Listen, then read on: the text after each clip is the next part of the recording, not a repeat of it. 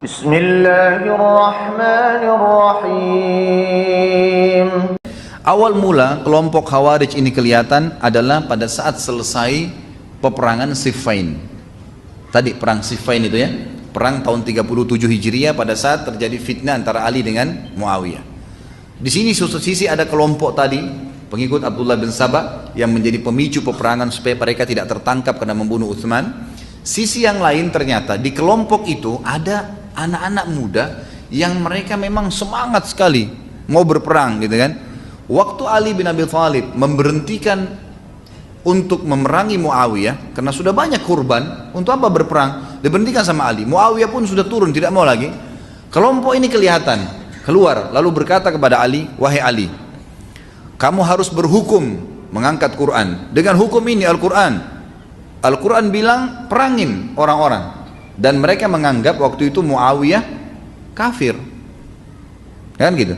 Hampir sama pemahamannya dengan orang-orang Syiah. Orang Syiah kan mengatakan Muawiyah juga kafir. Jadi dua kelompok ini sasaran pandangannya sama gitu loh. Menganggap Muawiyah ini, yang satu yang Syiah menganggap Muawiyah kafir karena keluar melawan Ali. Ini juga sama. Tapi mereka pemahamannya berbeda. Yang ini nanti berkembang pesat karena dari Abdullah bin Sabah mengatakan Quran kurang lah, Jibril khianat dalam menurunkan wahyu dan beragam, mencaci maki, mengkafirkan sahabat Abu Bakar, Umar. Kalau Khawarij, kelompok yang kedua ini, mereka enggak mengkafirkan Abu Bakar, Umar, enggak, mereka bela Aisyah, mereka bela semuanya, enggak ada masalah dengan itu. Tapi mereka mengkafirkan Muawiyah. Mereka mengatakan kepada Ali, dan mereka juga bukan cuma Muawiyah, Ali dan Muawiyah dua-dua dikafirkan oleh dia. Kelompok Khawarij ini bilang, "Wahai Ali, kenapa kau tidak perangi Muawiyah? Kita sudah jauh-jauh ke sini, perangin aja sampai habis, mati, nggak boleh ada yang hidup." Kata Ali, "Untuk apa? Apa manfaatnya memerangi mereka?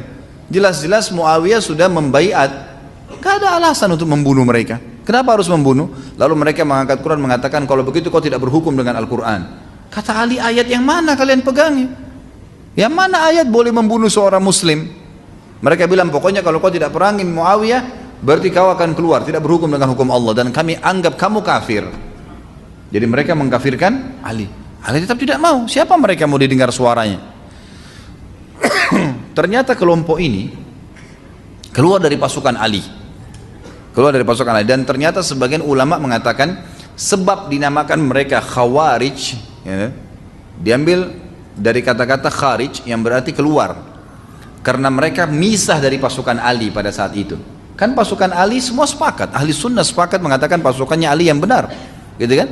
Karena Ali ingin meredam fitnah dan kena fitnah memang, dan beliau adalah khalifah yang terpilih pada saat itu. Tidak ada yang pungkiri masalah itu, gitu kan? Dan ini banyak orang-orang Syiah tidak faham kalau ahli sunnah mengakui khilafahnya Ali, khalifah Rashidah terkenal. Dan kita sudah jelas ahli sunnah juga mengatakan Muawiyah berijtihad dan beliau salah, gitu kan?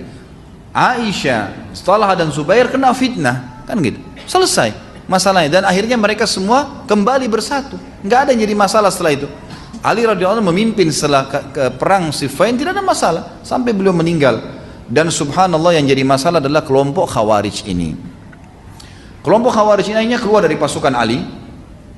Kemudian Ali radhiyallahu anhu mencoba mendakwahi mereka.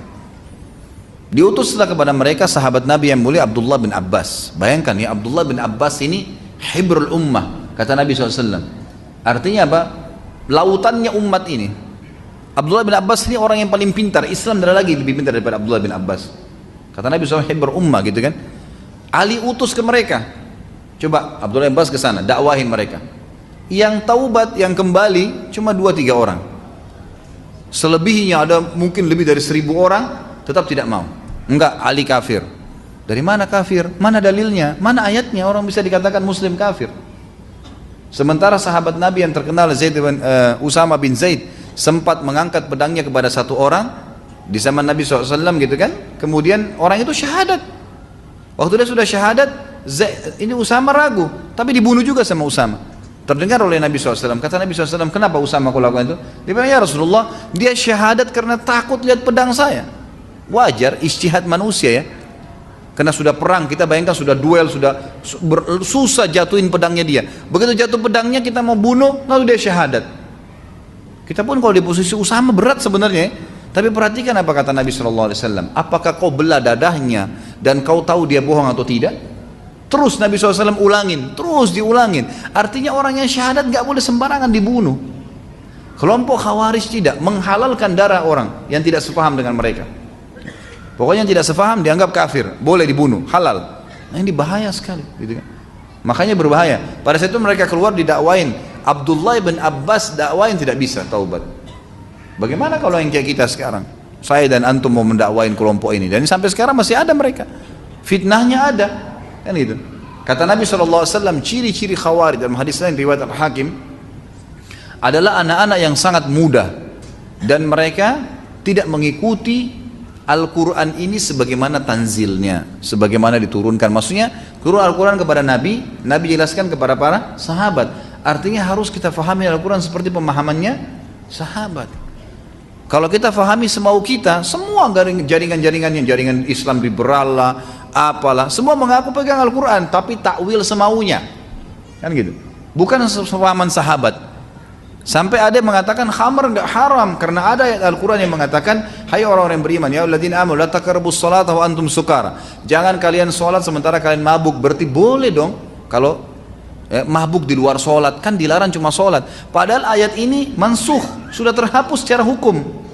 Dan para sahabat menukil kepada kita masalah itu. Ayat ini dihapus dengan ayat lain, Al-Ma'idah 90 atau ayat 90-91 tentang masalah penghaman khamr secara mutlak. Sehingga dia cuma tertinggal secara tilawah tapi tidak lagi hukumnya, gitu kan?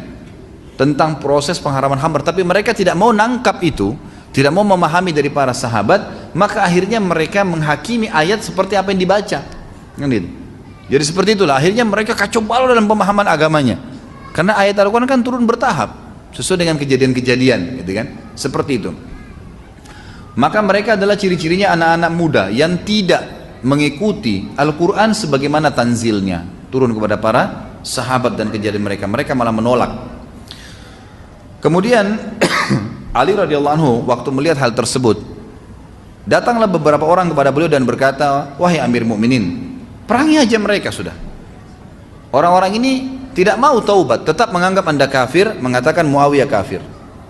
Ini akan menjadi fitnah yang besar. Kata Ali, tidak. Selama itu masih pendapat mereka belum melakukan perbuatan merusak, nggak boleh kita tumpahin darahnya. Masih muslim. Jadi kalau ada orang tebarin pendapat, lawan dengan pendapat. Jangan antum debat, dia salah, antum jok mukanya, nggak boleh. Nggak usah, doain aja. Lawan dengan debat, udah selesai. Nggak ada jor-joran. Tapi kapan dia memulai itu, antum harus melawan, gitu kan? Makanya pada saat kaum Khawarij ini yang tadi keluar dari pasukan Ali itu, dia tahu Ali mau kembali ke Kufah. Di tengah jalan mereka kembali duluan, lalu mereka mulai membunuh siapapun yang mereka sebarin. Ali kafir, Muawiyah kafir. Ada orang bilang, siapa yang bilang? Dibunuh. Pokoknya harus sefaham dengan mereka, mengatakan dua sahabat ini kafir, gitu kan? Yang tidak sefaham dibunuh. Sampai-sampai dalam beberapa riwayat dikatakan mereka membunuh wanita hamil yang ditemukan di tengah jalan. Ini bahaya, fitnah. Waktu mereka sudah tumpahkan darah sampai ke telinga Ali, kata Ali, sekarang halal untuk diperangi. Maka Ali kejar dengan pasukan. Ringkas cerita, sampailah mereka di sebuah sungai, gitu kan. Lalu terjadi pertemuan antara pasukan mereka dengan Ali. Itu pun Ali masih sempat dakwahi, taubatlah kalian, ini pemahaman yang salah. Dari mana kalian bisa mengkafirkan sahabat-sahabat Nabi? Dari mana ayat yang kalian bisa mengatakan harus memerangi Muawiyah sampai mati? Dari mana itu? Tetap aja mereka tidak mau. Maka sama Ali diperangi. Subhanallah, terjadi peperangan. Terbunuhlah pasukan-pasukan itu, ya, terbunuh mereka. Waktu mereka terbunuh, kata Ali, cari orang yang telah Nabi SAW tunjukkan dalam hadisnya. Siapa tadi cirinya? Seorang laki-laki yang pundaknya tidak ada, seperti tidak ada tulangnya, kemudian lembek seperti payudara wanita pundaknya, dan beberapa riwayat mengatakan sikunya, ya, dan ditemu dengan bulu yang berwarna putih. Maka pasukannya Ali membongkar-bongkar jenazah mereka satu-satu sampai ditemukan. Pada saat ditemukan orang tersebut, maka Ali pun dengan pasukannya sujud syukur di kancah peperangan. Kenapa kata Nabi? Ya, kalian siapa yang membunuhnya mendapatkan pahala yang besar. Inilah kelompok yang dimaksud oleh Nabi sallallahu alaihi wasallam. Subhanallah wa bihamdihi, subhanallahil azim.